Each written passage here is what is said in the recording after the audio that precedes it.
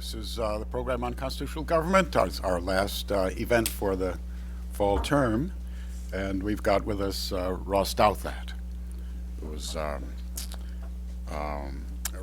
2002 graduate of Harvard, which he did many good things. He was a columnist for the Crimson and editor of the Salient.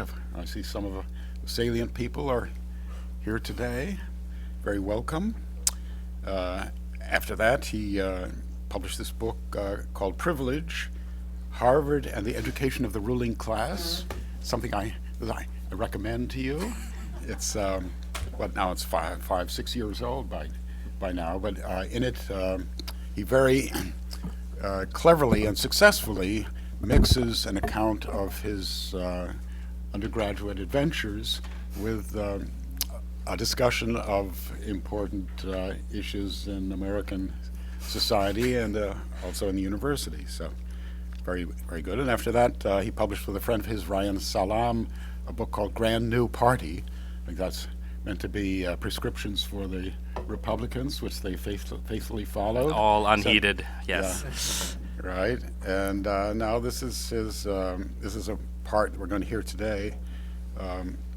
From a book that he's entitled, what a dull title, Bad Religion, How We Became a Nation of Heretics. How's that going to attract any controversy?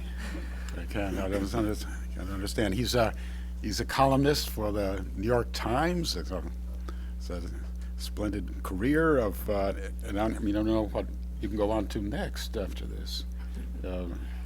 Early, it's like getting tenure. So do I have to go on? Yeah. Can't I just stay? Yeah, and he's a film critic for the National Review, and he writes for, as I have it here, frequently for comparably significant publications.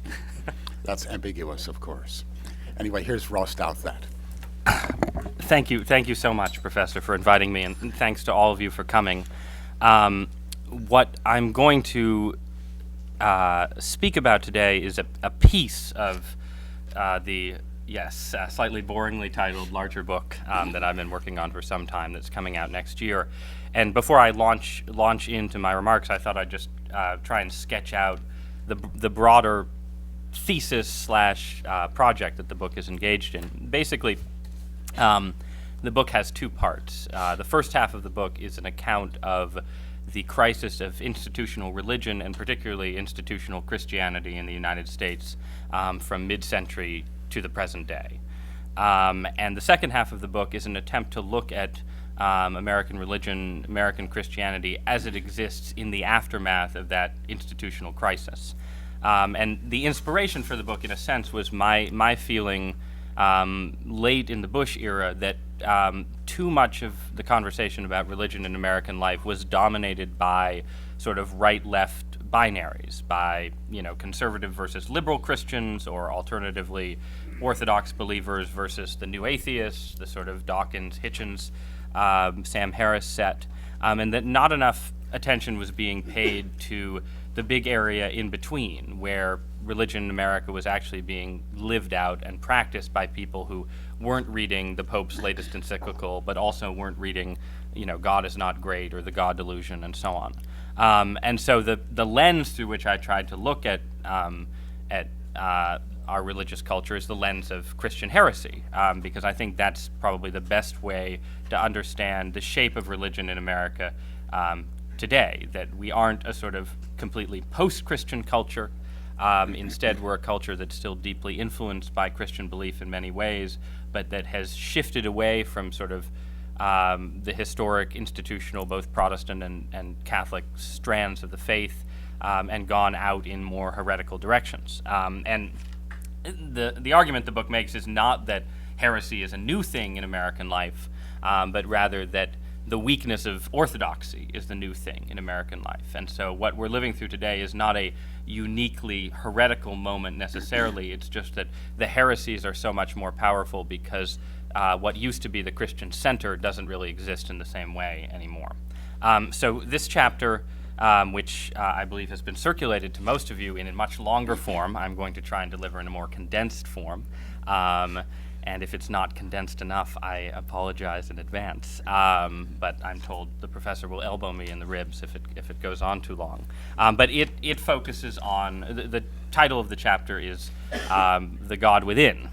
And it begins with a woman who I think is the author of perhaps, one of the most religiously influential and important books of the last 10 years, and a woman who I think is kind of a representative religious pilgrim for our times. And that's the magazine writer turned memoirist Elizabeth Gilbert. Now, in 2001, when I guess I was still at Harvard, Gilbert was 32 years old, and she was a professional success story with a seemingly enviable private life. She had 3 books and a National Magazine Award or Book Award nomination under her belt. She had an apartment in Manhattan, a big new house in the Hudson Valley, as well as a devoted husband with whom she intended to start a family soon. But just 5 short years later, she had traded in the marriage and the houses and everything for a globe-trotting spiritual quest, which led to the publishing phenomenon that I believe most of you will be familiar with, known as Eat, Pray, Love, one woman's search for everything across Italy, India, and Indonesia, which transformed Gilbert into the kind of woman who gets embodied by Julia Roberts and romanced by Javier Bardem in the big screen version of her life story. So Gilbert's spiritual odyssey began, like many similar spiritual odysseys before it, with a dark night of the soul, a literal 3 a.m. of misery that found her locked in the bathroom of her Hudson Valley home on her knees in prayer. Culturally, Gilbert was some sort of Christian. She says she was born a Protestant of the white Anglo-Saxon persuasion. But theologically, she'd always been unable to, quote, to swallow, quote, that one fixed rule of Christianity, insisting that Christ is the only path to God. So she addressed the divine that night using sort of basic Christian terminology, God, He, etc., but with a more open-ended attitude towards whomever might be listening. The universe, the great void, the force, the supreme self, the whole, the light, the higher power, etc. And her prayer was a litany repeated deep into the night, pleading for deliverance from the vows she'd taken and the life she planned. I don't want to be married anymore, she said. I don't want to be married anymore. I don't want to live in this big house. I don't want to have this baby. And at long last, someone spoke back. It was not an Old Testament Hollywood Charlton Heston voice, Gilbert writes, nor was it a voice telling me to build a baseball field in my backyard. It was merely my own voice, speaking from within myself. And yet, she says, this was my voice as I'd never heard it before, perfectly wise, calm, and compassionate. Go back to bed, Liz, the voice told her. And she did. And eventually, fortified by what she describes as a kind of religious conversation, rather than a typical conversion experience, she left the husband and the house and the plans for having kids behind and set out into the unknown. Now, at first, and I apologize for those of you who've read the book and seen the movie, because this is obviously territory that you probably know all too well, but this leap only led her into more misery. Her husband fought her tooth and nail over the divorce. She moved right in with a boyfriend who turned out, as new boyfriends often do, to be more emotionally withdrawn than she expected, and all of this sent her into a tailspin of loneliness and alienation and even suicidal thoughts. But eventually, the God that she'd met that first night began to make his presence felt. Her boyfriend introduced her to his spiritual guru, who had an ashram in India and whose acolytes chanted every Tuesday night in New York City. And on a magazine assignment to Indonesia, she met a 9th-generation Balinese medicine man who prophesied that she'd return to Bali someday soon to help him practice his English. And she also found herself, as many of us have, developing a sudden, unexpected fascination with Italy, the language, the culture, the food. Less so the religion. And then came the 2 miracles, right? First, her husband finally signed off on their divorce after keeping her waiting for months and months. And while he had kept her waiting, her friend had encouraged her to write a kind of mental petition to God, asking him to, quote, help us end this conflict so that there will be a little less animosity and bitterness in a world troubled by suffering. And then, in a kind of echo of the Catholic invocation of the saints, her friend suggested that she should add other people's names to this petition. Her father and mother and sister, her friends and co-workers, Bill and Hillary Clinton, St. Francis of Assisi, Gandhi, Mandela, the Dalai Lama, basically all holy men and women, all the living and the dead.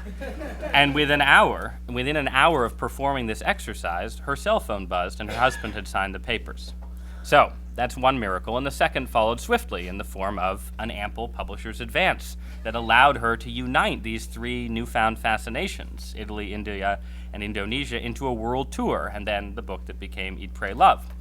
Now, and in the book, the Roman excursion provides kind of the travel porn, you might say, and the Balinese portion provides the requisite happy ending, where she ends up falling into the arms of a handsome Brazilian. But it's the Indian section, set in that now ex-boyfriend's ashram, that really distinguishes Eat, Pray, Love from the kind of self-help pack, because it includes a frank, earthy, and totally unembarrassed account of what it actually feels like for a late modern, haute bourgeois American to search relentlessly for the direct, unmediated experience of God. And Gilbert's story captures, I think, it captures the grittiness of spiritual exertion, the kind of psychological agony that can be involved in shutting off one's internal monologue, the cruel physicality of extended prayer and meditation, and it captures what many mystics have found waiting on the other side, the sense of an overwhelming divine love, a God who, she says, plays in my bloodstream the way the sunlight amuses itself on water. But through all these all-enveloping, earth-shaking, and I think totally legitimate encounters, Gilbert's theological views don't change at all. She meets God in a Hindu ashram, but she doesn't become a Hindu, but neither does she go back to America and sort of return to any kind of Christian practice. Instead, her initial premises endure unchallenged to the end, that all religious traditions offer valid paths to the divine, that all religious teachings are just what she calls transporting metaphors to bridge the gulf between the finite and the infinite.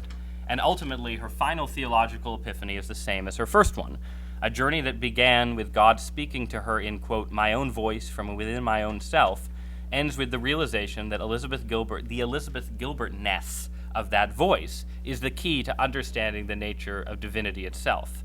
The highest spiritual wisdom, she writes, is that God dwells within you as you yourself, exactly the way you are. That supreme self is our true identity, universal and divine. This is the highest religious dogma, and our highest religious obligation is like unto it, to honor the divinity that resides within me and to worship at the feet of the God within. Now, Gilbert's voice is distinctive, warm, chatty, self-deprecating, sincere. She's really an excellent writer. But her testimony is not unique at all.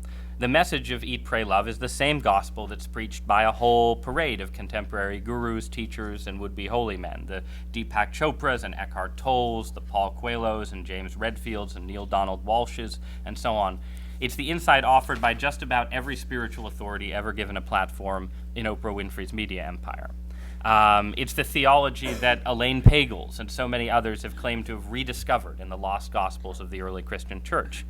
And it's the religious message arguably with the most currency in American popular culture. The dogma of George Lucas's Jedi, for instance, whose mystical force, like Gilbert's God, surrounds us, penetrates us, and binds the galaxy together. I should have delivered that in a Yoda voice. I'll make a note for next time.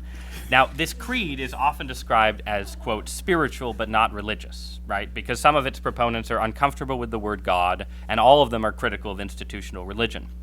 But you can drop Eat, Pray, Love into the religion section or the spirituality section of your local bookseller. Either way, I think it's a distinction without a difference, because it still testifies as explicitly as Augustine's Confessions or Thomas Merton's Seven-Story Mountain to the truth of a particular way of thinking about God.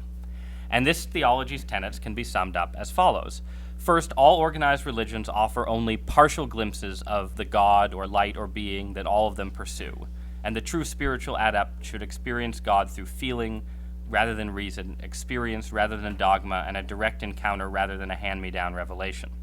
Second, that God is everywhere and within everything, but the best way to encounter the divine is through the divinity that resides inside your very self. Third, that God's all-encompassing nature means that sin and death and evil, or what seem like sin and death and evil, will ultimately be reconciled rather than defeated. So there's no hell save for the one we make for ourselves on earth, no final separation from the being that all our beings rest within. And finally, beatitude is constantly available. Heaven is on earth, God is right here, right now, and eternity can be entered at any moment by anyone who understands how to let go and let God. Now, as Gilbert's eastward pilgrimage suggests, this theology is indebted in many ways to Hindu and Buddhist concepts of divinity, and to the Eastern mystical tradition more broadly. But advocates of the God within are careful to cast themselves not as foes of Western Christianity, but as its fulfillment. The God within, they argue, represents the truest form of every religion, Eastern and Western, monotheistic, polytheistic, and yes, Christian above all. So rather than rejecting what Gilbert calls the great teacher of peace who is called Jesus, the God within's exponents insist they are being truer to Christ than many Christian churches. Deepak Chopra has written 2 books about Jesus. Eckhart Tolle quotes him throughout his spiritual manuals. Paul Coelho is constantly reworking New Testament parables for his own purposes. At the climax of James Redfield's The Celestine Prophecy, which was the big sort of New Age book of my teenage years, one of the more enlightened characters explains that they've actually been pursuing the path shown by the Christ, who opened up to energy until he was so light he could walk on water. So, if I went and accused any of these writers of being, in the language of my book, a Christian heretic, they would smile tolerantly and say, perhaps I just haven't opened my mind to a broad enough conception of what Christianity really is. And this genial confidence is part of, I think, the God within's theology's appeal. Its universalism speaks to the characteristically modern assumption that no single religious tradition could possibly encompass the fullness of religious truth. But its eagerness to recruit Jesus to its cause reassures Americans that they're staying true, in some sense, to the comforts of their childhood faith. And the result is a faith that's at once cosmopolitan and comforting, promising all the pleasures of exoticism without the pain of turning your back on anything you love. But I think the attempt to reconcile the universal and particular runs deeper than just culture and geography. The appeal of this theology also rests in the way it addresses a more ancient dilemma, which is the problem of how to reconcile God's immanence with his transcendence, his activity in the world with the absolute gulf that separates creator and creation. And in Christian orthodoxy, traditionally, this dilemma has been kind of left unresolved, either audaciously or illogically, depending on your point of view. So the early Christians made bold to claim that the God of the Greek philosophers, omnipotent and omniscient beyond time and space and change, was simultaneously the more personal activist God of Abraham, Isaac, and Jacob. So the Jehovah of the Hebrews was also somehow the prime mover of the universe. Jesus of Nazareth was somehow the Alpha and Omega as well. And if there was a contradiction between these conceptions of God, it was left to percolate as one of Christianity's many mysteries. Now, America was founded, in part, by men who found this idea of an ultimate mystery logically offensive, and who set out to rationalize the paradox away. And this was the great appeal of deism, right, in the 18th century deism, which reconciled this Christian contradiction by depersonalizing the Christian God, making him a first cause, a cosmic clockmaker, rather than an active force in history. But while deism was reasonably satisfying as a philosophical school, it was sterile as a religion. A clockmaker God could provide no consolation, little guidance, and no grace. He was forever inaccessible, out of reach, and anyone claiming to have encountered him was either deluded or a fraud. So small wonder that from Emerson and the Transcendentalists onward, the deists' American descendants have been more attracted to the opposite approach, to a faith rooted in direct experience, a sort of mystical encounter with an ultimate reality that starts there and then tries to reason from that experience to a coherent understanding of God.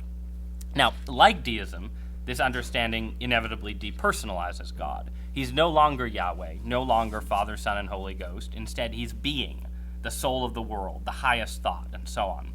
But whereas the deists' depersonalization pushed God up into the empyrean and out of reach, the God within's depersonalization makes him absolutely accessible. He's so absolute that he's immanent, so beyond time and space that he's available to everyone at every moment, so universal that he's in you as you, and of course in everything else as well. So this is why, in an interesting way, God within theology blurs naturally into a kind of pantheism. Being individual, the Polish philosopher Leszek Kolakowski writes of this conception of God, he cannot be, of course, the raw stuff of which things have been made of, but his unspoiled plenitude is to be found in every fragment of the world, and thus whatever is divine. And it's telling that when the apostles of the God within aren't urging people to look within themselves for God, they're usually urging them to seek him in the natural world itself instead. So one of Gilbert's visions in Eat, Pray, Love ends with her rushing into the middle of the meadow, throwing her arms around a clutch of eucalyptus trees and kissing them ecstatically. I looked around the darkened valley, and I could see nothing that was not God. And here we see the vindication, of course, of another of Alexis de Tocqueville's predictions about America's religious future. He said, when the conditions of society are becoming more equal, I am embarrassed to say that this is not the Mansfield translation because I did not have it ready to hand at the moment. So please, this is an inferior translation, so take it in that light. When the conditions of society are becoming more equal and each individual man becomes more like all the rest, a habit grows up of ceasing to notice the citizens and considering only the people, of overlooking individuals to think only of their kind. The idea of unity, Tocqueville wrote, so possesses man and is so sought by him that if he thinks he has found it, he readily yields himself to repose in that belief. And not content with the discovery that there's nothing in the world but a creation and a creator, he is still embarrassed by this primary division of things and seeks to expand and simplify his conception by including God and the universe in one great whole. And this mystical pantheism, in which God is an experience rather than a person, turns out to represent a form of religion that even some strident atheists can support. Richard Dawkins has called pantheism a sexed-up atheism, and he means that as a compliment. Sam Harris, for instance, concluded his polemic, The End of Faith, by rhapsodizing about the numinous experiences available from immersion in what he called the roiling mystery of the world. Now, with Harris and Dawkins' partial endorsements, we seem to have come a long way from anything like traditional Christianity. But again, the most sophisticated exponents of God within theology would beg to differ. What the new atheists, too, are responding to, they argue, is an insight about God that can also be found in the works of impeccably orthodox Christian metaphysicians. This argument has been advanced most persuasively, I think, by Karen Armstrong, former non-turd prolific popular historian, who consistently defends the idea that the mystical pursuit of an unknowable deity isn't just compatible with a liberal, scientific, technologically advanced society, but that it's actually truer to the ancient traditions of Judaism, Islam, and again, especially Christianity, than much of what passes for conservative religion today. Many pre-modern religious thinkers, she says, including the great minds of the Christian past, from Gregory of Nyssa to Thomas Aquinas, understood faith primarily as a practice rather than a system, and God not as a being to be defined, but an ultimate reality to be approached through myth, ritual, and apophatic theology, which emphasizes what we can't know about the divine. So in other words, in the highest forms of Christian theology, Armstrong says, the experience of God was always primary, dogmatic definitions were strictly secondary. And if this is true, the implications for contemporary belief are clear. If we accept that interpretation, then today's mass market spirituality doesn't represent a rupture with the historic message of Christianity. Rather, it represents an attempt to take an insight that was historically the property of the faith's greatest spiritual adepts and democratize it, popularize it, bring it to the masses. So in the age of the God within, the insights that were once available only to cloistered Carmelites or the Summa Theologica's most sophisticated readers can be offered to everybody, everywhere, and they'll reveal a God who's more transcendent and more immediately available than anyone dared to guess. So, as you might suspect, I think there are some difficulties with this appealing synthesis. Armstrong's story, for instance, is provocative but frustratingly incomplete, because it's true, the great Christian sages did insist on the limits of theological language in describing God. The whole of the Summa, Aquinas once suggested, was, quote, mere straw compared to the insights of the mystics. And many Christian saints reported ecstatic experiences not unlike the ones that enveloped none other than Elizabeth Gilbert. But figures like Aquinas, Augustine, and the rest weren't essentially Gilberts or Chopras avant la lettre, preaching a universal and non-specific deity. Instead, they were fiercely dogmatic by any modern standard. Their theological inventiveness was grounded in shared doctrines, constrained by shared assumptions. Their theology might be reticent about the ultimate nature of God, but it was very specific about how God had revealed himself on earth. Acknowledging that the mystical logic of the Trinity piled unknowability on top of unknowability did not license a believer to dissent from the dogma entirely and invent one that worked for him instead. Accepting that there was a bottomless mystery inherent in the incarnation of Christ didn't justify treating that doctrine as just one way among many to understand and worship God. And the same respect for the specificity of revelation has defined and constrained the great Christian mystics. So yes, Christianity has made room for mystical encounters that hint at divine realities that no creed or catechism can capture. But at the same time, as Kolakowski notes, the Christian Church has imposed strict limits on their mystics. they were expected to maintain the ontological distinction between God and the soul, rather than claiming that mystical union involved a total annihilation of personality. And more importantly, they were forbidden to use their experiences, quote, as a pretext for disregarding the traditional rules of obedience and the common moral duties. Now, to many modern writers, Gilbert included, these kind of restrictions reflect the tyranny of religious institutions and their discomfort with the kind of freedom that true visionaries deserve. Yet I think that there's a deep wisdom in the rules and limits that religious institutions imposed on visionaries. For one thing, it's more difficult than many modern spiritual writers seem to think to separate ideas from actions, teaching from conduct, dogma from practice. The dogmas tend to sustain the practices and vice versa, and making a bricolage of different religious traditions is often just a way of guaranteeing that those traditions die out within a generation. So God within religion tends to be parasitic on more dogmatic forms of faith, and the breadth of God within religion can represent a kind of shallowness, since without certain strictures and commitments, as Luke Timothy Johnson has written, mysticism drifts into a kind of solipsism. He says, Kabbalism apart from Torah observance is play acting, Sufism disconnected from Sharia is vague theosophy, and Christian mysticism that finds no center in the Eucharist or the Passion of the Christ drifts into a form of self-grooming.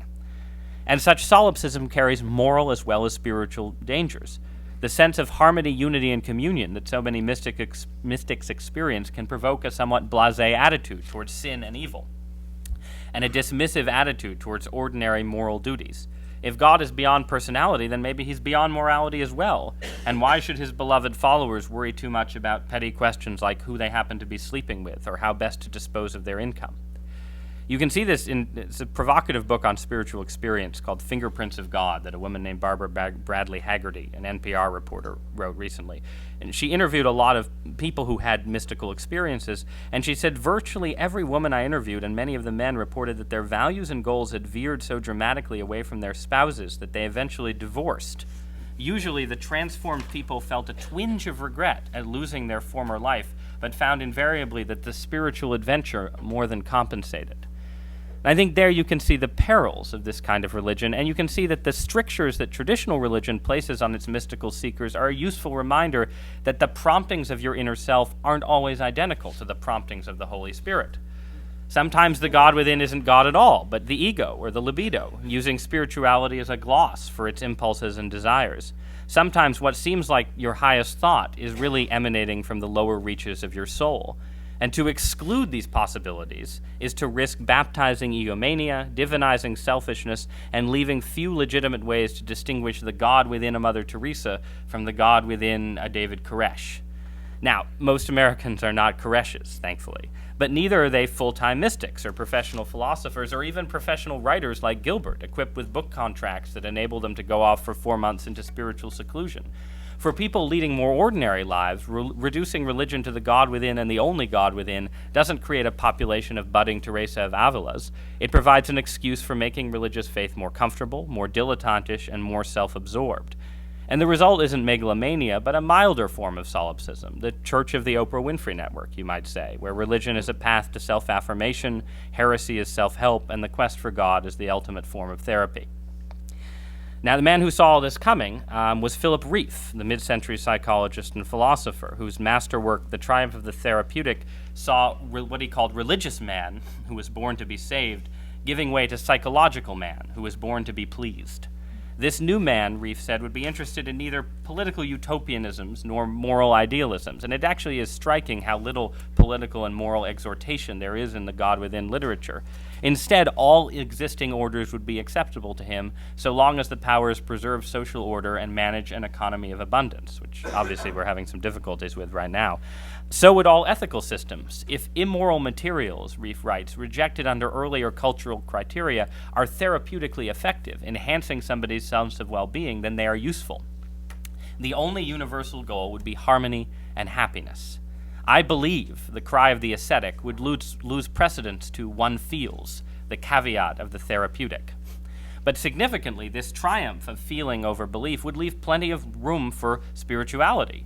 And so Rieff predicted, with I think uncanny accuracy, the way that the therapeutic mentality would dress itself in the garments of the religious traditions it has displaced. Psychological man, he wrote, in his independence from all gods, can feel free to use all God terms. I imagine he will be a hedger against his own bets, a user of any faith that lends itself to therapeutic use. In the emergent culture, Reef suggested, a wide range of people will have spiritual concerns and engage in spiritual pursuits. There will be more singing and more listening. People will continue to genuflect and read the Bible, but no prophet will denounce the rich attire or stop the dancing. There will be more theater, not less, and no Puritan will denounce the stage or draw its curtains. On the contrary, I expect that modern society will mount psychodramas far more frequently than its ancestors mounted miracle plays. Now, in 2000, this was writing in the mid-60s. In 2005, 40 years after what I think is an uncanny anticipation of reality television, the sociologists Christian Smith and Melinda Denton conducted a long investigation into the religious lives of American teenagers, and they discovered exactly the kind of therapeutic theology that Reef had seen coming.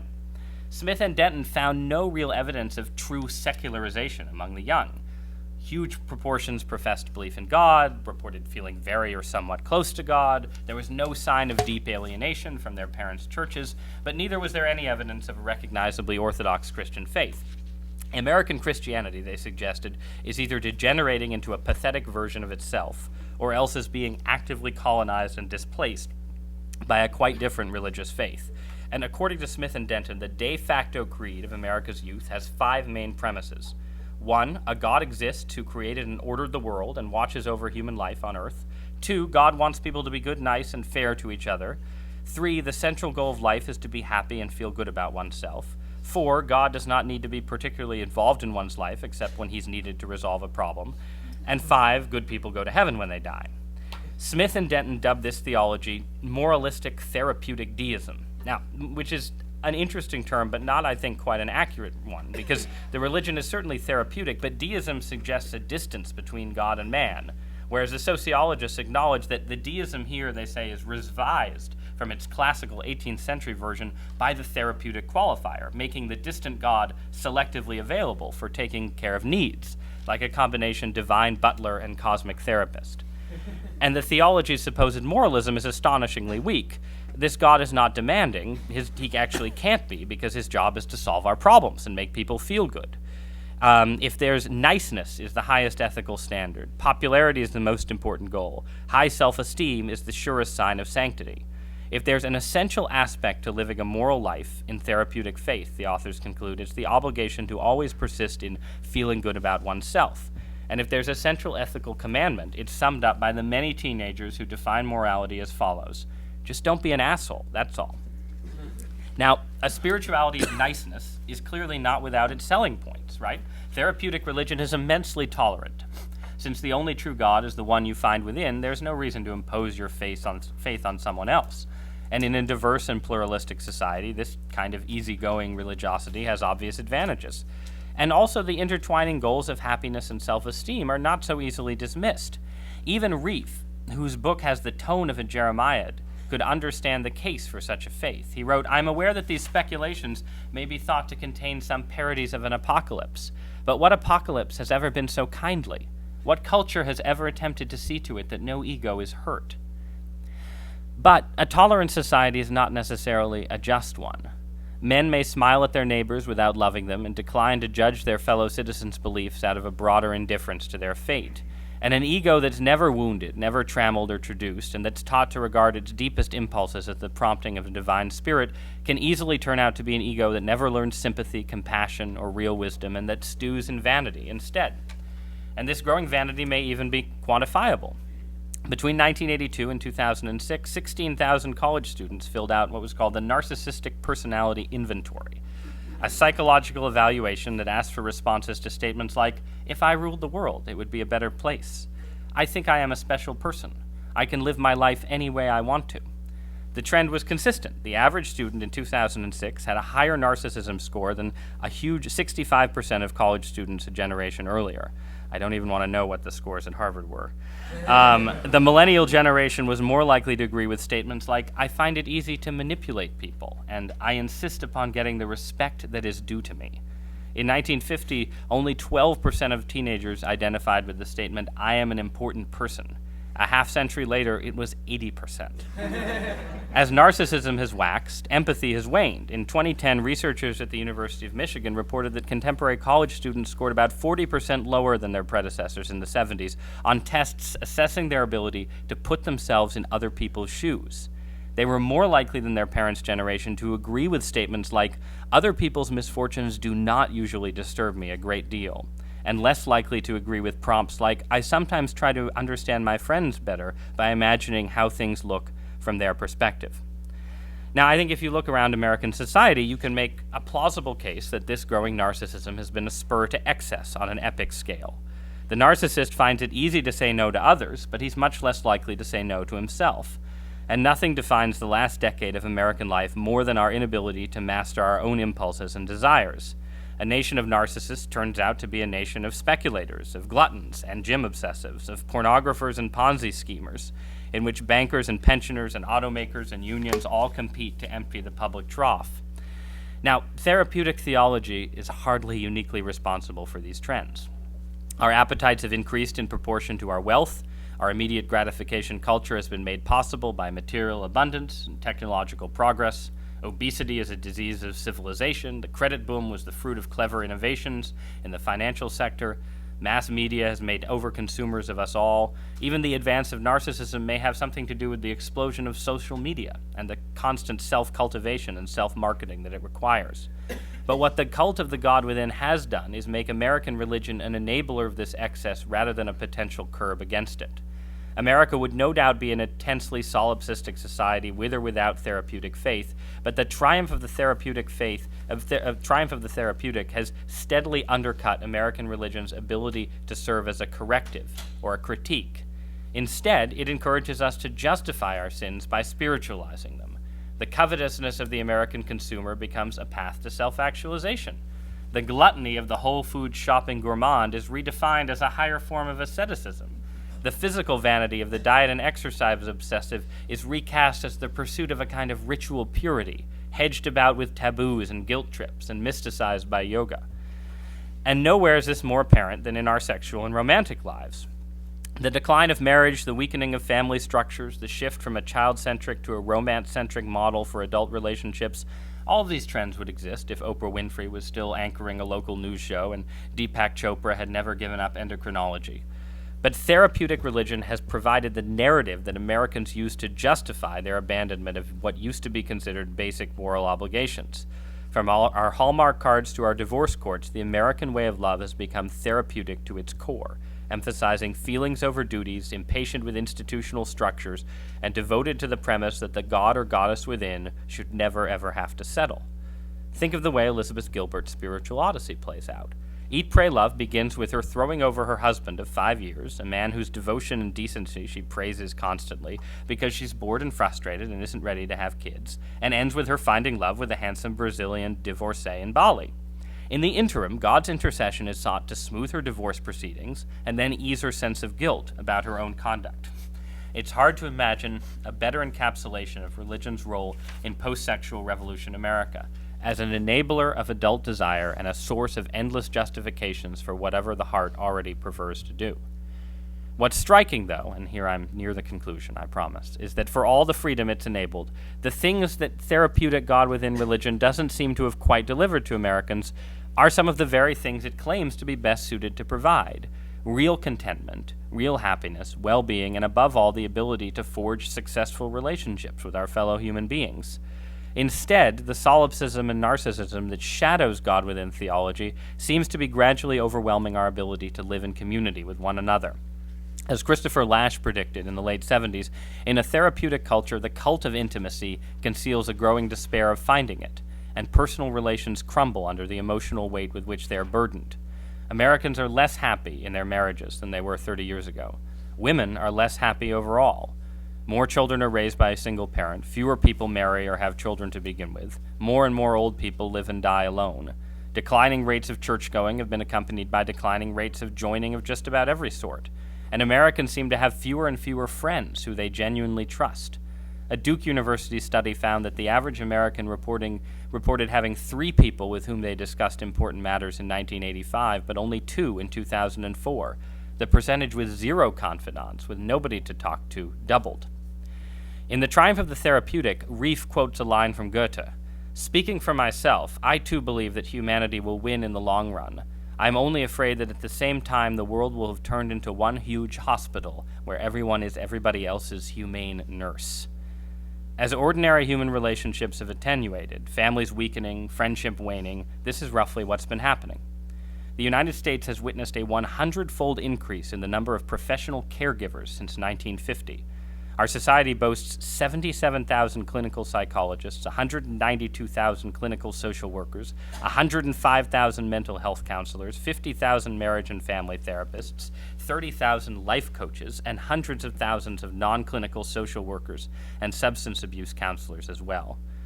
These numbers come from an essay by Ronald W. Dworkin, who notes that many of these professionals spend their days helping people cope with everyday life problems, not true mental illness. Under our very noses, he writes, a revolution has occurred in the personal dimension of life, such that millions of Americans must now pay professionals to listen to their everyday life problems. Such a culture of care, as Dworkin calls it, is arguably the logical endpoint for a society where the religious impulse is oriented more and more towards every individual's highest thoughts and innermost spirits. Therapeutic theology raises expectations and it raises self-regard. It isn't surprising that people taught to be constantly enamored of their own godlike qualities would have difficulty forging relationships with ordinary human beings. Two supreme selves do not necessarily a happy marriage make. The result is a nation where gurus and therapists have filled the roles once occupied by spouses and friends, and where professional caregivers minister, like seraphim around the throne, to the needs of people taught from infancy to look inside themselves for God. Therapeutic religion promises contentment, but in many cases it seems to deliver a sort of isolation that's at once comfortable and terrible, leaving us alone with the universe, alone with the God within. Thank you very much.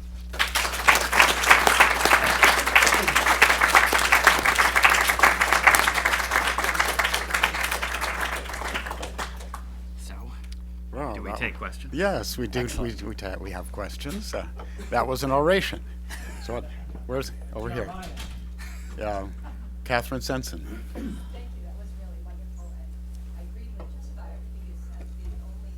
The only formulation that sort of struck me as not quite fitting with my experiences, you said romance-centered instead of child-centered way of life, which there's obviously a lot to that. But as a mother of a young child, it seems I'm always struck by this this child-centered life that's so common to last time of middle class people know, and it seems to me that in a way the child is God. Yeah, I mean, I think that I agree that that's sort of an oversimplification on my part, because I think one of the things that's happened that is actually, in some ways, an encouraging trend in American life over the last 20 years is that within the upper middle class in particular, there has been, the divorce rate has ticked downward. There's been at least a partial re-stigmatization of divorce. If you look at, there are lots of interesting polling numbers where there's been kind of a flip-flop, where it used to be that working class Americans were more socially conservative across the board than upper middle class Americans, and in the last 10 years or so, upper middle class Americans are still more liberal on gay marriage and abortion probably, but if you poll people and say, should divorce be harder to get, you actually get upper middle class people saying that it should be harder, harder than working class people, and that's a flip from where things were in 1975, when the upper middle class was basically the vanguard of social liberation. So I think overall, I would say two things. I would say first that I think that is within a society that as a whole, I think is suffering from a general breakdown of family life. That is a sort of encouraging counter trend. The problem is that nobody has found a way, and obviously, with these kind of grand sociological trends, it's hard to say, well, let's find a way, but to sort of make that partial remoralization of the upper middle class a template for American life as a whole. And instead, if you have a society where the upper middle class and upper class are the only people who are sort of child and family centric, and everybody else, is having kids out of wedlock and having high divorce rates and so on, what happens is that family itself becomes a kind of reproducer of class divisions, so that the upper middle class reaps the benefits of having stable families and so on, and are able to sort of reproduce their own privileges, if you will. But in the rest of the society, you continue to see what America has been seeing for a while, which is declining social mobility, sort of economic stagnation, and so on, because most people don't have the kind of social capital that stronger families provide. But I would also agree with you that you could also make the case that there's a certain kind of, the God within projected onto the child in some areas of upper middle class parenting. My wife and I just had our first child, so we're having sort of a gradual baptism into what parenting among the professional classes of Washington, D.C. means, and it is both an impressive thing in the sense that there really is a kind of, I think, there's an impressive quality to the child-centricness of the people we live around on Capitol Hill, and there's my parents went to Ivy League schools in the 70s and lived in Berkeley and New Haven, and when they had me at age 29, they had friends who were like, aren't you just polluting the planet with another child? And that attitude, I think, has mercifully disappeared among most of the sort of young educated types who lived near me and so on, and that I think is in many ways a good thing. But there is a kind of crazy, obsessive, almost religious hysteria around child rearing that my wife and I are just beginning to experience. So, yes. Can I play devil's advocate? I'm not sure that's the right phrase. But there is no devil. I think you may all will be reconciled. So yes. And I feel particularly uncomfortable in a way as a non-Christian asking this, but I wonder, and you've only presented a portion of the book, but to me, one missing chapter would have been when you gave the history of the United States. You talked about deism and then the reaction of the transcendentalists to pantheism. Right. But of course, the Second Great Awakening and Protestant evangelical, that was another response. And I guess your comments on, because it seems to me that religiosity, the peculiarity of religiosity in America can't really leave out the people I listen to on AM radio when I drive beyond NPR land. And this is at least it sounds to me like a religious tradition that is deeply, in its own way, suspicious of institutions. I'm talking about conservative Protestantism, which is not Right. so much institutional Protestantism, mainline Protestantism in all of its forms, as kind of ever splintering, Yeah. very moral. So it certainly is not the God within as you describe it, but it's not. It also was. I didn't hear. Yeah. You comment on this, and of course, many Americans do identify with that. Right. Well, kind of religiosity. yeah. I mean, the book as a whole does at least try to address some of those issues, perhaps not successfully, but part of the argument I make is that traditionally, in periods of religious ferment in the United States, you had both sort of what I describe as heresies, sort of the range of kind of do-it-yourself, startup religions and so on, benefiting, but also institutionalized Christian churches. So during periods like the awakenings of the 19th century, you had transcendentalism, you had sort of apocalyptic sects, you had Shakers, you had the Oneida community, whatever, but you also had,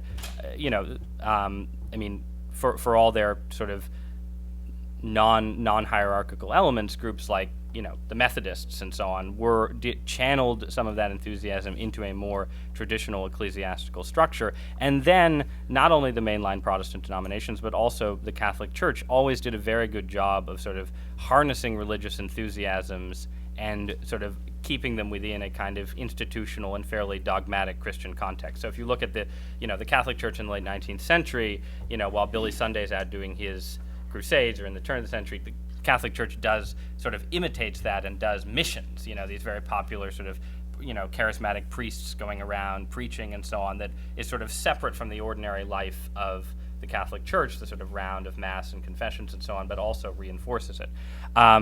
And what I argue, what's been distinctive about the last 40, 50 years of American life is that we've had a continuing period of religious ferment, right? Part of the argument in the book is that the idea of sort of secularization in America is that's both the wrong, both atheists who hope for it and believers who fear it are missing the fact that there's very little evidence that America has grown more sort of secular, qua-secular over the last 40 years. But what has happened is the percentage of Americans who report having had a direct experience of the divine, for instance, has risen dramatically since the 50s.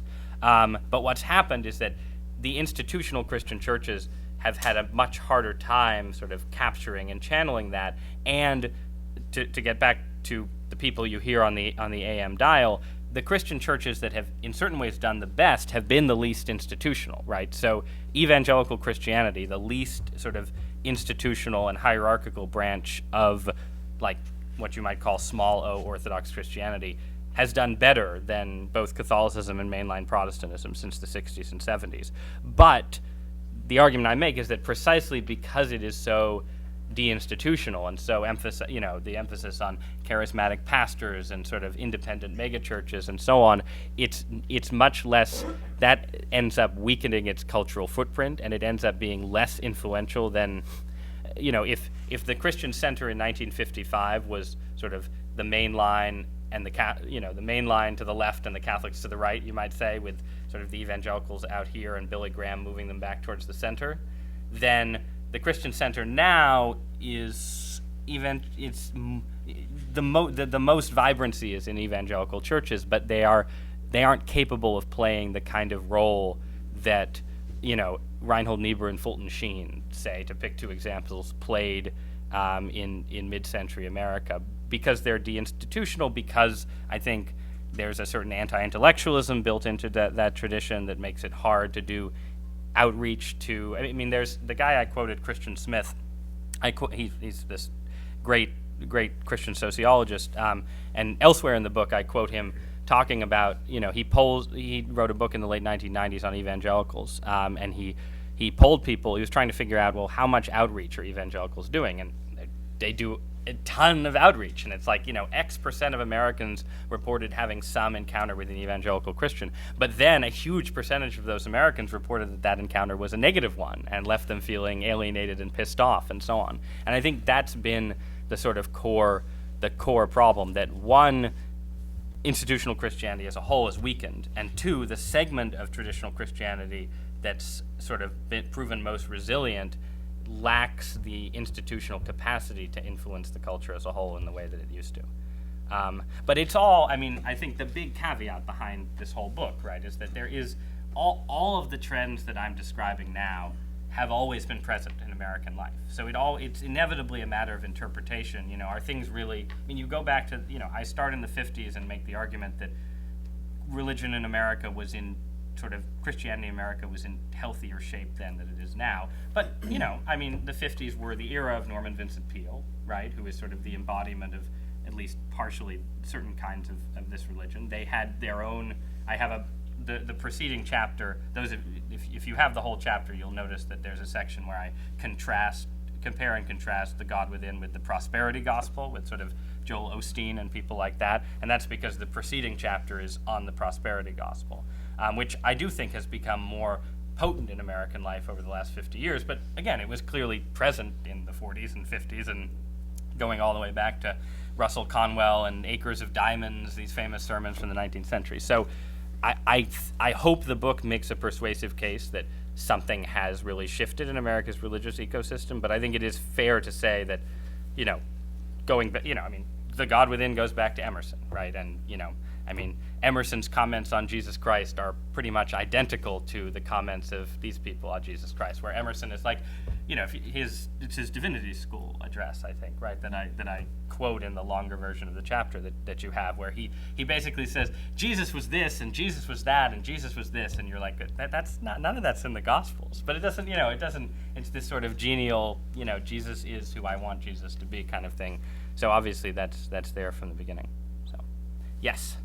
First, I would like to say thank you for coming back to Harvard, and It's always a pleasure. I'm a really big fan of reading your column. I did want to return to something that you said in response to the first question, and so apparently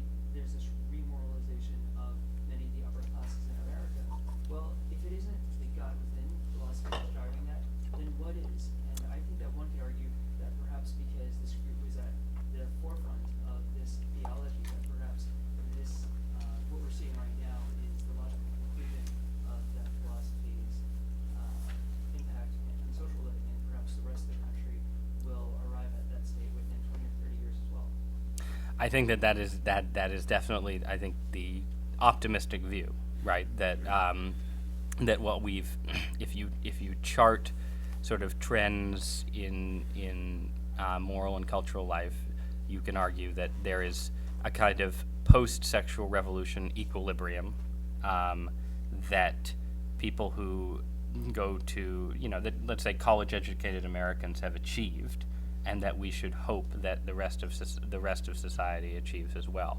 I think the case for pessimism is that equilibrium, I think, depends on I think some of the particular social pathways that are kind of unique to highly educated Americans. So the sort of the incentive structure and the ability to delay marriage until you've to get through high school, college, and your 20s without either getting married or having kids, right? I mean, that's sort of the core success of the upper middle class, is the ability right now to postpone having their first kid until they've finished setting themselves up for a sort of relatively high income career. And it's harder to see how that precisely reproduces itself for the population as a whole, because most people, it's hard to build a similar incentive structure for people who aren't likely to go to graduate school and who don't see, for good reason, who don't see sort of, the kind of, it's the, there's a writer named Kay Heimowitz who's written a bunch about what marriage and caste in America, basically, and how sort of diverging marriage rates between the well-educated and less well-educated explain a lot of our current social problems. And I don't know if she refers to it as the plan, capital P or something, but she has some term for sort of the way upper middle class women in particular have learned to think about their sort of sexual, romantic, and reproductive lives, sort of in the context of the sort of, what you might call the kind of meritocratic order, right? The way, you go to the good high school and then the good college, and you meet your boyfriend maybe in college and he'll become your husband eventually, but in the meantime maybe you live in separate cities for a couple years in your 20s and so on. And I guess my concern is that this is just a very hard, it's a much harder model. I mean, the success of the sort of social success of 1950s America. 1950s America had lots of problems, but it was a sort of familial success in the sense that most kids were raised by two parents, right? And, divorce rates were very low and so on. It was a relatively good time to be a child. Now, of course, those kids all grew up and tore it all down, but let's bracket that for the moment. That success depended in part on the way that family life sort of worked with the industrial economy at that time, right? That people started families relatively early, but they also could find sort of steady employment relatively early, and steady employment that was going to be consistent across at least, the next 15 or 20 years of the life cycle. And that, I think, that exists less in today's society, and then there's sort of a reinforcing effect, whereas, family instability makes it harder for people to sort of establish those kind of that kind of professional stability, and so on. So I think that's sort of that's what I see as the case for pessimism, that the sort of the particular patterns that have enabled upper middle class people to be a little more morally conservative, and the incentive structures, like the reasons that they have to be, I mean, the rewards, basically, if you go, I mean, Harvard is an extreme example, right? But if you go to Harvard, the ultimate rewards to you of not, if you pardon my language, fucking up your life majorly, right, when you're at Harvard, are potentially enormous. Whereas if your horizon is, you'll either get a $40,000 year job someday or a $60,000 a year job, your incentives for sort of, making big mistakes are weaker. And in the absence of sort of, again, I mean, this is the role that sort of mediating institutions of various kinds, churches, neighborhood associations, and so on, traditionally played in American life. They help build up a broader incentive structure for people who weren't going to go to Harvard Law School someday, for sort of working hard and playing by the rules. And I think that, the sort of general social deterioration of those institutions has played a big role in why it's harder. It just seems harder for the working class to reach that sort of post-sexual revolution equilibrium. But I don't know. But I think it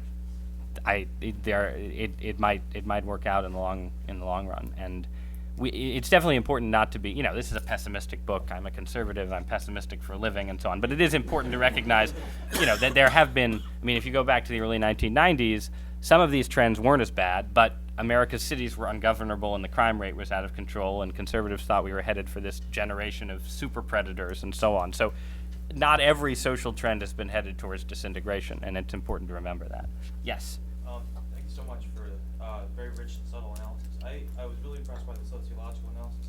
One of the questions I had for you is, to what extent do you think the God within is also a response to intellectual critique of religion, in the sense that the positions that have kind of been found as this kind of equilibrium position, they also represent a response to the higher criticism of the Bible, increasing moral understandings of other traditions and scientific advancements of human nature and so on. I think In some sense, it's like it's either this or nothing.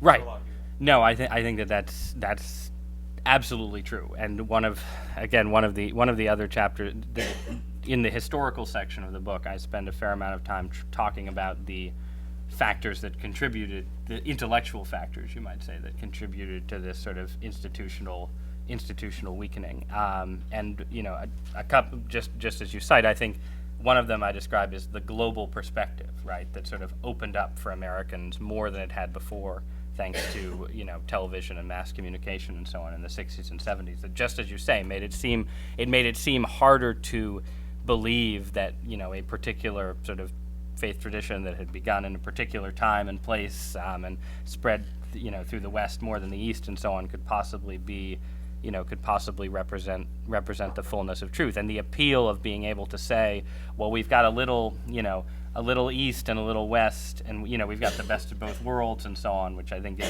part of what a Chopra, for instance, is selling, that is crucial. And so is the fact that I think both the God within and the prosperity gospel represent an attempt to preserve the miraculous but dephysicalize it.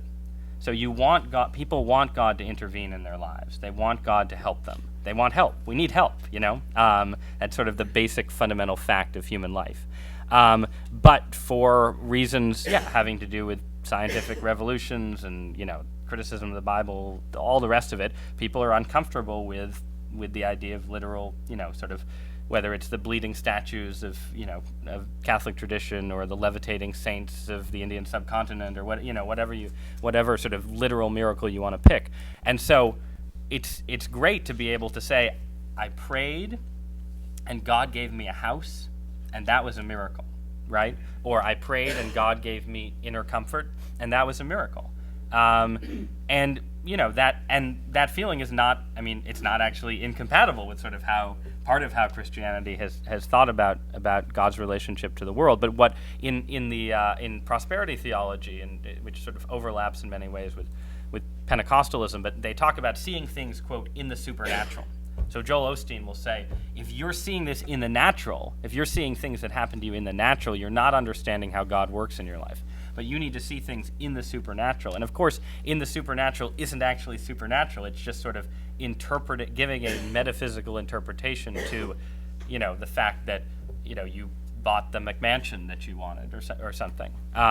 So yes. The answer to your question, I think, is absolutely yes. And I think that it also, I talked about sort of the sexual revolution. I think the sexual revolution more than anything else is sort of, I think we all know, it's sort of the core reason that that people in the West, at least, have been looking for reasons to sort of keep part of Christianity, but jettison parts of it. And I think that shows up in this as well. That finding God in your innermost impulses makes it easier to sort of ignore some of the restrictions that the God who is out there placed on people. So I should go. Yes. Two quick remarks. First of all, I think that you could take the very first question about the role of children on into your account in an interesting way. So if we think of children now as the God within, on the one hand, that sort of revalues the family and the duties we have towards children, but it does it in a rather different way. So if you think of the old model as something like children are independent human beings, you have basic kind of duties towards them as a parent, but the extent which you project onto them is limited. And so we sort of raise them to be autonomous human beings in a certain way, we try to instill values in them, but it's this sort of basic kind of duty, but a sort of limited role of identification, right? And if you then think of what it would mean to think that children have God within, it means a number of things. I mean, we do have duties towards them, we take them very seriously, but we might actually, because we don't distinguish between us and them, it becomes very difficult to think of trade-offs between us and them.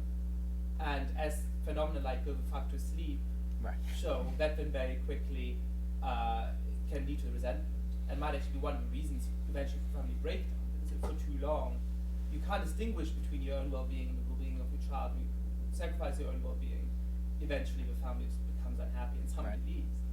And of course it also means that we're projecting onto children in a very different way. So I think there might be interesting ways in which you can take on that account and show how it actually suffers from some of the similar contradictions that the larger religion does. I have a second remark which a lady before said that she might be devil's advocate. I'll try and actually play devil's advocate. I mean, if in some way the religion of a God within is actively contributing to selfishness among teenagers and among people generally, well, one solution is to try and channel people back into the mainline churches or whatever else. Another solution is to say, well, perhaps at that point we'd prefer people to be atheists or agnostics. I wonder what you'd say about that. Well, that's provocative.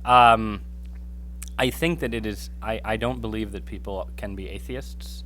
I think not that individuals can't be atheists, but I am very, very skeptical of the idea that atheism as a mass phenomenon is as real as, some people in Western Europe sort of argue that it is. I think that even in the most sort of secular countries of Western Europe, if you start polling people on sort of metaphysical questions, you run pretty quickly into a consistent sort of the weakest kind of God within belief rather than sort of outright sort of scientific materialism. So you get a lot of people to say, well, there's probably some sort of supreme spirit or some sort of so I guess that it's I'm not yet persuaded that, I mean, part of my underlying assumption is that some kind of religious impulse, however attenuated, is so natural to man that it is very difficult to conceive of sort of atheism as a kind of, mass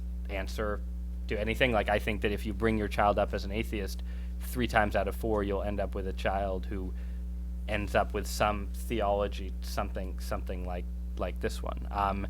If it was actually possible to have like actual sort of hard, or alternatively, sorry, I should say that you can get sort of a harder atheism if you create some sort of ideological superstructure that substitutes for religion. So if you can have a hard atheism if you are inculcating Marxism, I think, or some a sort of alternative view, an alternative secular utopianism. But it's been very, I think it's striking that there has been no real comeback in secular utopianisms since. I mean, you could consider sort of modern liberalism a kind of secular utopianism and sort of the end of history, but I don't think it's the same. I don't think it's the same kind of thing as what the kind of substitute religion effect that Marxism and certain forms of sort of fascist National Socialist nationalism provided. So I think if you could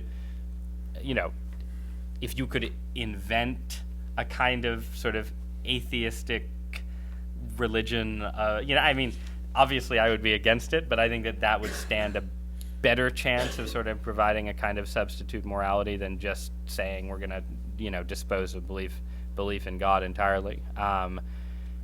I would also say that I think the core question on the impact on society of this kind of thing, it does get back to sort of, I think, Reef's line about I've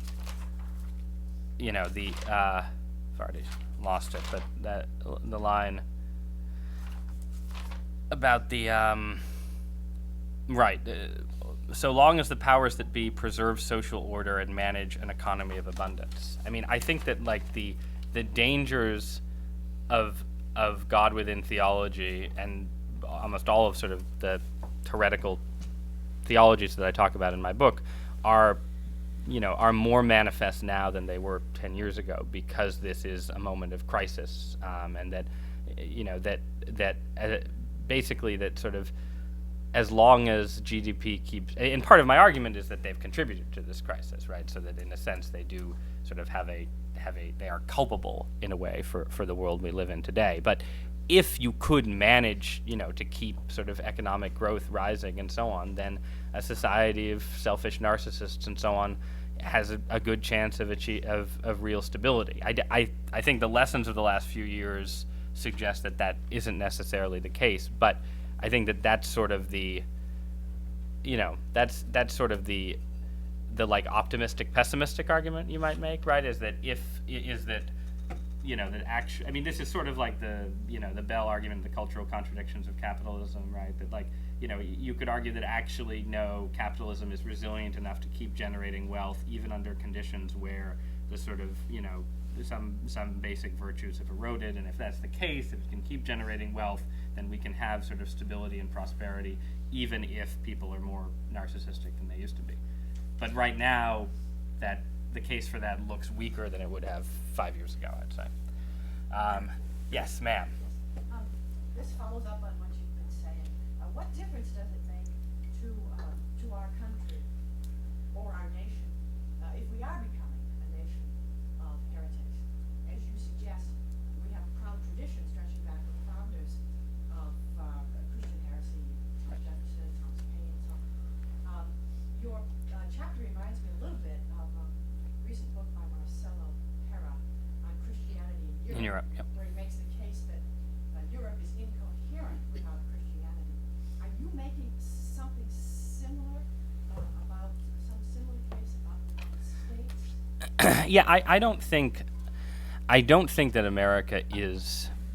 What I'm not doing exactly is making the sort of what people know as like the John Courtney Murray argument about America, right? That sort of the American founding is more Christian than people think it is, and therefore American democracy depends on sort of that. I'm not. I guess when I say I'm not sure that our political institutions depend on Christian ideas as much as some conservative Christians like to think they do. What I do think is that our common life has benefited from strong, dogmatically self-confident Christian institutions across American history, from the age of Jefferson to the era of the Civil Rights Movement, and that it's depended on them for sort of that they've played a prophetic role and a communal role, right? And the prophetic role in sort of in providing a moral standard that could rally large numbers of people, even if it didn't rally everybody, and a communal role in providing just sort of a literal institutional glue that the role that the Catholic Church played in assimilating Irish and Italian immigrants, I think, can't be underestimated when we think about why that particular story turned out as well as it did. And I think that the absence, I don't think that I think that the absence of institutions capable of playing that role, it's not necessarily fatal, but you lose something that America has benefited from. So just for instance, if you look at how the civil rights movement sort of ended in the 50s and 60s, there's a great book by a guy named I think David Chappelle that I quote a bunch called. Maybe it's not David Chappelle because that's the comic, but maybe anyway, it's called Stone of Hope, and it's about the I highly recommend it. It's about the religious. I better look that up. And my bibliography might be all wrong, about the religious, the sort of religion and the end of Jim Crow and so on. And the point he makes is that, the really important thing about how the civil rights movement ended the way it did was that the protesters, the sort of Martin Luther King and company, were able in the end to shame white Southern Christians by virtue of their common theological premises, not into supporting the movement outright, but into failing to mobilize against it in any significant way. And you can see this in the career of Billy Graham, who's somebody who, spoke out for integration at times, but also sort of distanced himself from the activism at times, and was not Billy Graham was not the great hero of the civil rights movement.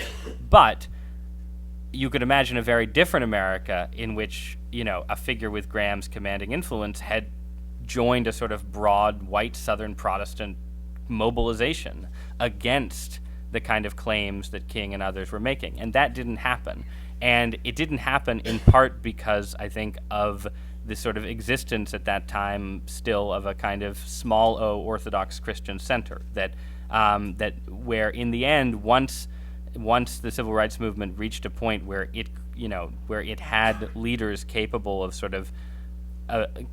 exploiting the common Christianity of whites and blacks, it was able to succeed in a way that I'm not sure a similar movement could succeed today. And I think you see this in, the Archbishop of because it wasn't just sort of white Southern Protestants, right? The Catholic Church ended up playing a big role in desegregation. The Archbishop of Baltimore basically unilaterally desegregated Maryland schools. The Archbishop of New Orleans excommunicated a group of segregationist Catholics, and it's harder. If you look at our controversies today, it's just very hard to imagine any, for instance, Catholic archbishop's excommunication in any major controversy carrying the kind of weight. You see it with abortion. But you see it on both left and right, where a Catholic bishop speaks out, and it's sort of in a left-wing way, and immediately the partisans on one side are like, "Oh, he's just being a shill for the Democratic Party," or a Catholic bishop says, that pro-choice politicians shouldn't present themselves for communion, and it carries no weight outside those Catholics who are already persuaded. And so, we're a divided country, so there's no issue right now where we can sit back, with sort of the luxury of distance and say, well, this is just like the civil rights movement, right? And it would be great if we had this sort of Christian center. But I do think the fact that it's impossible to imagine sort of any kind of religious figure playing the kind of sort of prophetic role that sort of both civil rights leaders but also Catholic and Protestant clerics were able to play suggests that something important there has been lost. And the argument in the book is that this sort of institutional Christianity depended on a theological dimension, that you can't just say, oh, well, we can rebuild sort of these successful institutions even though sort of the country has drifted away theologically more from Christian orthodoxy than I think that the experience of the mainline churches over the last 30 years suggests that in the end, you have to have to have a successful institution, you have to have a strong theological core. So that's sort of a rambling, partial answer to your question. Yes. So I agree that the sexual revolution has led to the God within. I was wondering if you could comment on this new era of gender equality and how that will shape or influence Christian. Yeah, I think that the era of gender equality has overall been. I think that's actually an area where, haltingly and not always effectively, at least some even conservative Christian churches have done, I think, a good job of sifting the sexual revolution in a way and sort of separating what was compatible with Christianity and what was just with what I think wasn't compatible with Christianity. And so, to cite a somewhat controversial figure, I think that not necessarily her particular, political activism and so on, but the fact that a figure like Sarah Palin can be a heroine for conservative evangelicals suggests that to some extent at least, evangelical Christians have done a good job of distinguishing the legitimate quest for female equality from, say, the debate over abortion. So 40 years ago, it would be hard to imagine a, sort of politically, a mother of five who was also serving as governor of Alaska being a hero necessarily, again, a heroine, to gender neutral language slips in everywhere, to conservative Christians. And I think it is a step forward for Christianity that can be true today. And I think in that sense, there has been a kind of recovery of what I think was the greater sexual egalitarianism of the Gospels that was, as Christianity became the dominant religion of a world that in almost every culture was intensely patriarchal, some of that was lost.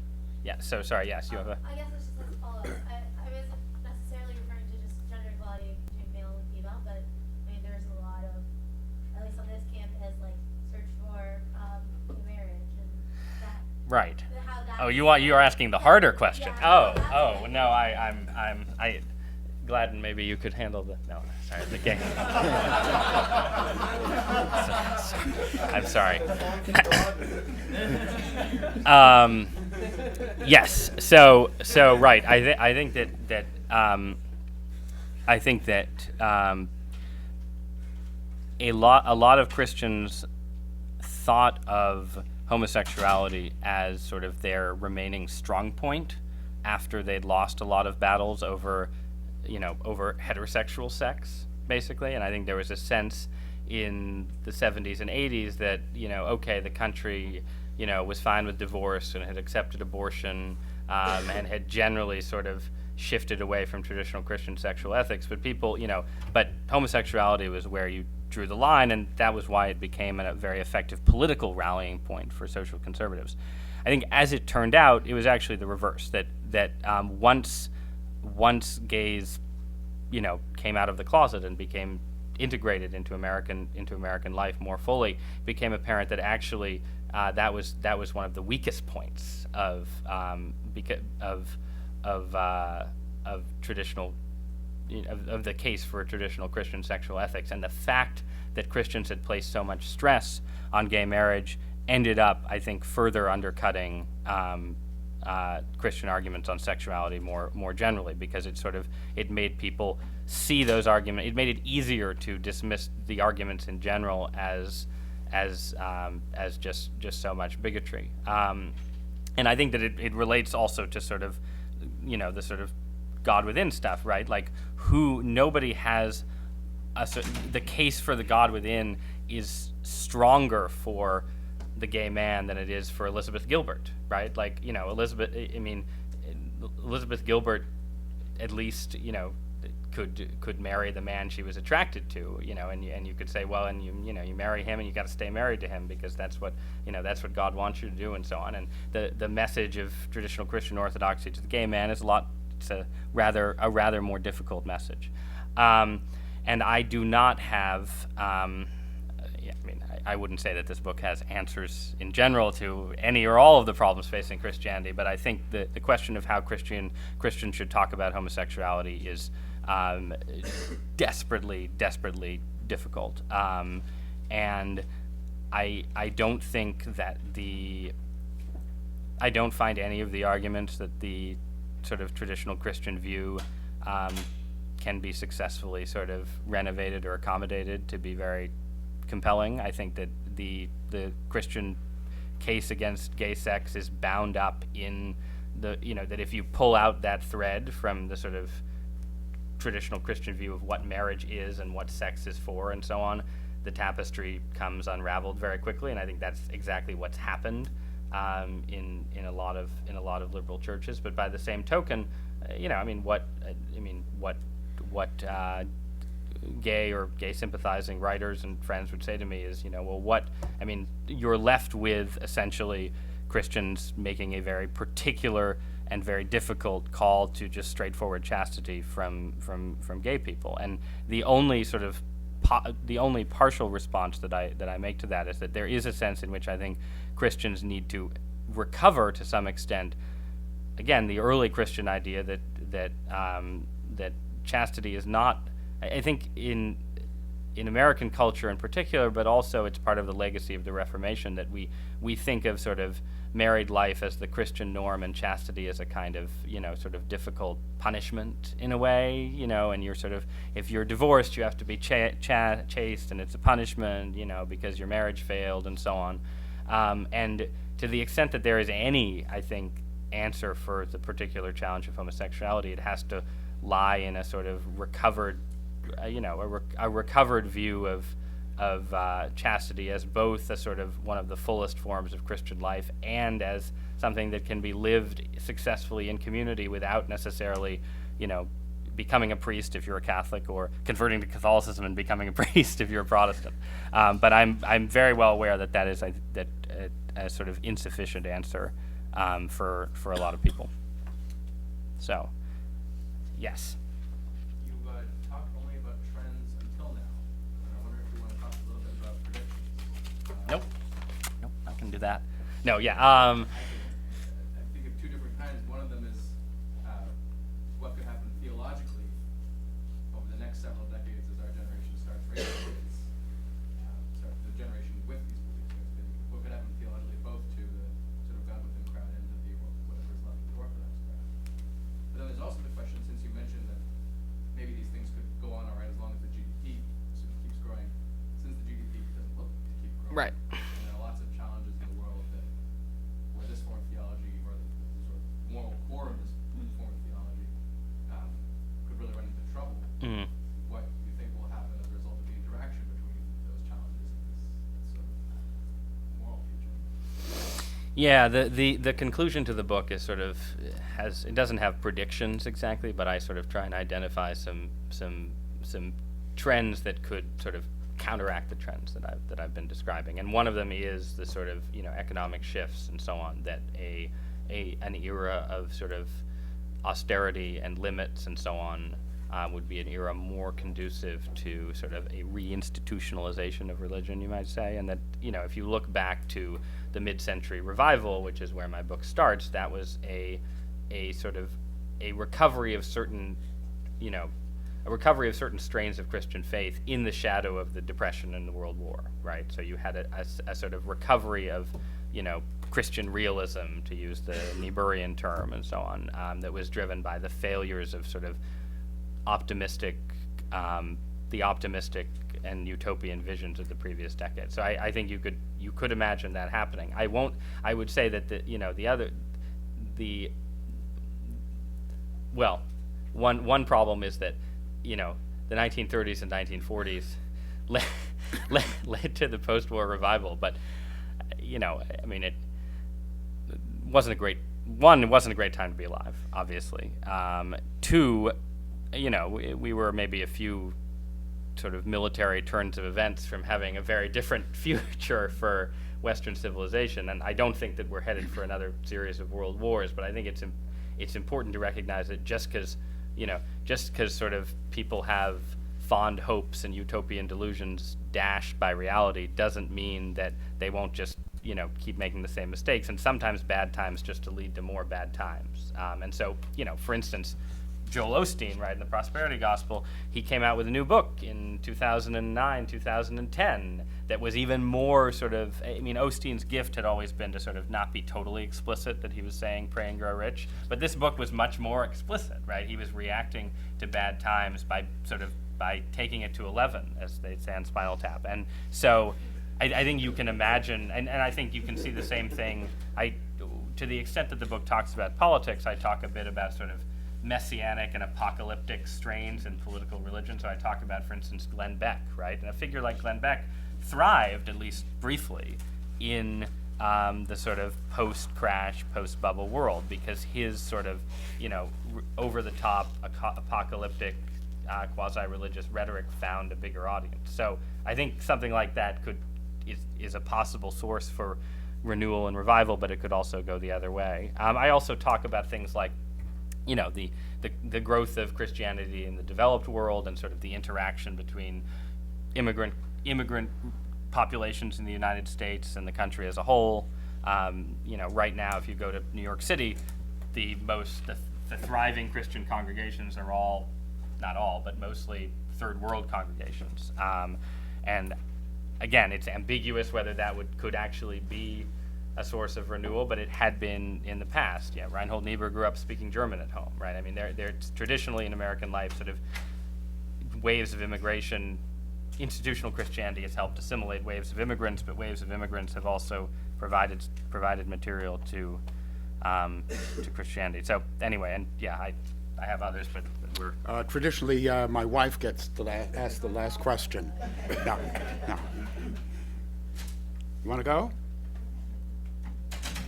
Well, I was gonna ask you, yeah, in 2 hours, you have not, I think, mentioned once, the word truth.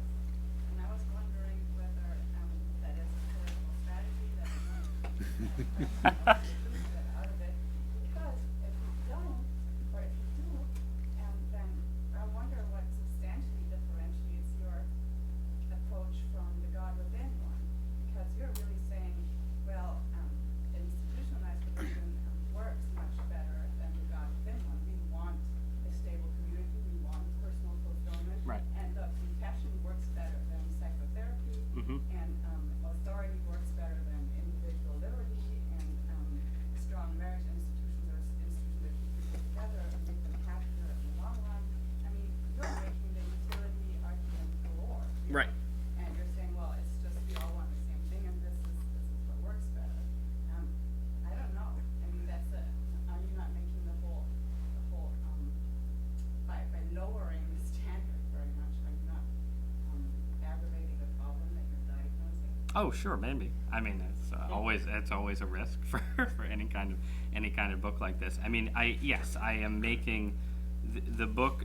The theory of the book is that it is addressed both to people who sort of take Christianity's assumptions for granted as true, and also to people who just think of Christianity as sort of a reactionary pile of nonsense.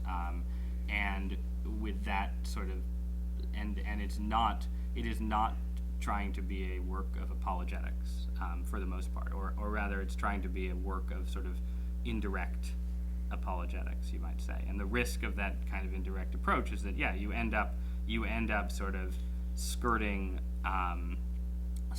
the more important questions about truth. Now, I do think that in the book as a whole, you know, I have a long chapter on the sort of enthusiasms for the quote unquote real Jesus, right, and sort of from Pagels to the Da Vinci Code and all of that stuff.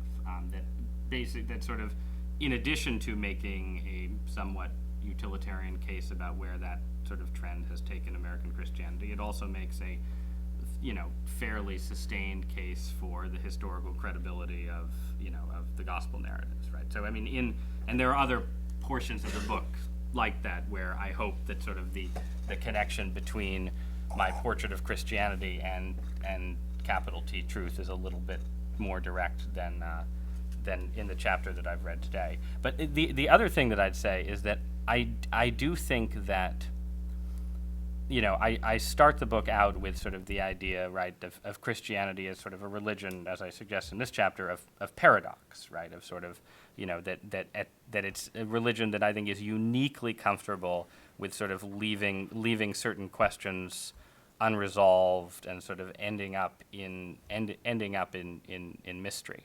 And I do think that one of the ways that you make a case for a religion that, you know, can be has been attacked by Jews and Muslims as well as atheists and so on throughout history on logic shopping grounds, is that you argue that this sort of element of mystery and the ability to be sort of both and rather than either or on certain questions, you know, so like here that God is transcendent and immanent at the same time and so on, that actually maps better onto human life than more sort of again what I would call more sort of logic chopping views of God, and that is actually part of how people come to believe that a religion like Christianity is true. That the experience of that the fact that Christianity conduces to human flourishing is not actually incidental to the case that Christianity is true. and that's not, not necessarily convincing to everybody, but I think that that's sort of, I guess, and that relates, it sort of goes back to the issue that the young lady raised about, I don't know why I call people young lady. I'm like, anyway. But about the battle over marriage, for instance, and the fact I think we've reached a point in American culture where the conservative Christians need to essentially establish that their vision of marriage leads to more human flourishing than alternative visions of marriage, and that is kind of a precondition for winning the overall intellectual argument. So that's sort of why I don't think that I've ultimately betrayed the quest for capital T truth. But I acknowledge, and I acknowledge explicitly at the end of the book, that this is more of a pragmatic than an apologetic endeavor. Well, thanks very much. We're very grateful. Thank you, Dave.